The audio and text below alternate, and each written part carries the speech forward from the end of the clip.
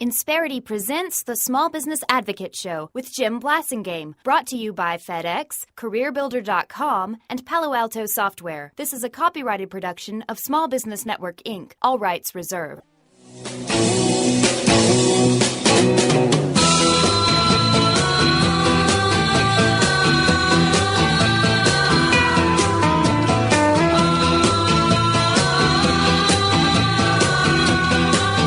Little Shocking Blue bringing us back. 17 till. I'm Jim Blasingame. Thanks for hanging out with me. I'm still broadcasting live from Washington, D.C., from our nation's capital. Tomorrow I'll be back to regular.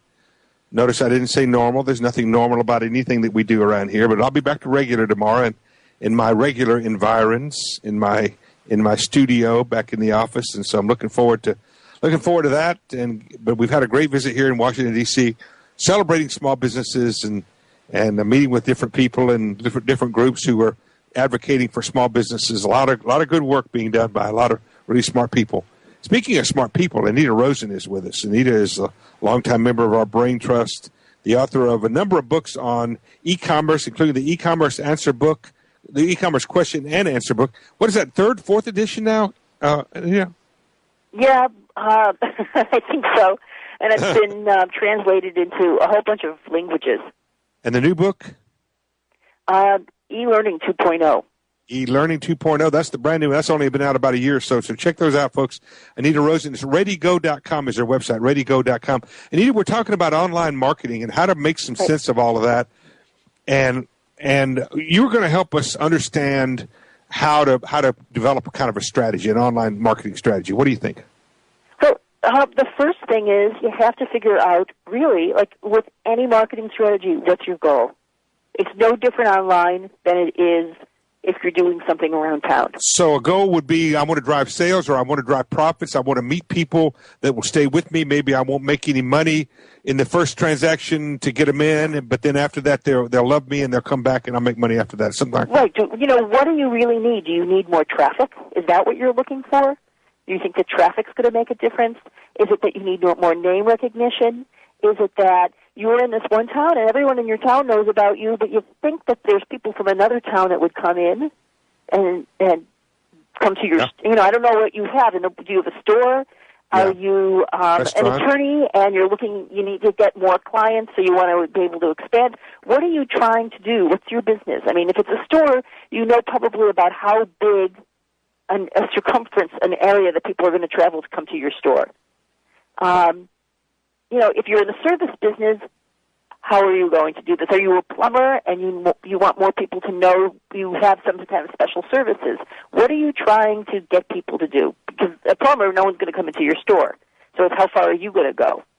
So a lot of times, you could be another kind of small business where you're across the country trying to get people. Because no one comes into your store, and you just need to have them find you. So, exactly. So the first question you have to ask is, I chose those three different scenarios because those had to deal with where people are located. So is that your issue? Is there a certain kind of vertical of people that you're looking at? Like if you're a tattoo parlor, you're probably not looking at people over the age of 40. So, what's the demographics? Right. What are you trying, and how do you differentiate yourself? It also depends on what you're selling and how you deliver it, doesn't it? Because some people can sell things online, some people can't. If it's Mama's Diner, and you sell and your flagship plate is a meatloaf, you're not going to deliver that online. Probably you're probably going to they're going to have to come in for that. But so that makes a difference too, doesn't it? But if it's cookies, you might sit there and say, I could be making my cookies and I can be shipping them across the country. I have these really special cookies that everyone loves. And maybe I should think about packaging them up and shipping them, and I can start advertising that I've got these really special cookies that you could send to someone for their birthday, whatever. Right. So, what is it, which is the basis of any marketing campaign, is what is my specialty? Who do I want them? Who do I want to know about it? Not everyone. There's only a special group of people. Right. Is it consumers or is it business? Because if you're trying to go to other businesses, if you're a lawyer, but you don't do consumer law, you do business-to-business law, you do marketing law, so you're doing marketing contracts. You're not going to. We talked about Groupon in the last segment, and so what would be an example? So do I buy ads? Do I do click-throughs? Do I what do I do? Yeah, Banners? Exactly. That's it. That's exactly the question. So then the issue is, if you're selling something and you want to open up the market, maybe you need to be selling through Amazon or you need to be selling through eBay. And just by going online and selling through them, now you have to pay them to sell through them. It costs you to sell through them. But, that opens you up. That someone that does a search through Google will come up with anything that's in Amazon's catalog or come up with anything that's in eBay's catalog. Or people naturally will go to those two places. And now you come up as opposed to you have a store on your own. So that's and the option. local search is a big another way to think about marketing, folks. This is pretty passive, really, and low cost. Is just make sure that your website is designed in such a way that when somebody does a local search, pepperoni pizza in Peoria, that you come up on that specific local search pretty high on that list. You can do that, can't you? Right. The other thing that you can do is you can do something like Google AdWords, where you pay. It can be anywhere from 5 cents to $5. And you can do that local too, can't you? And you show up. You can do that local too, can't you? And you can do that local too. Google Local or something like that. I've forgotten what they call it. They've got a program like that. Hold on to that thought, Anita. Folks, we're going to take a quick break.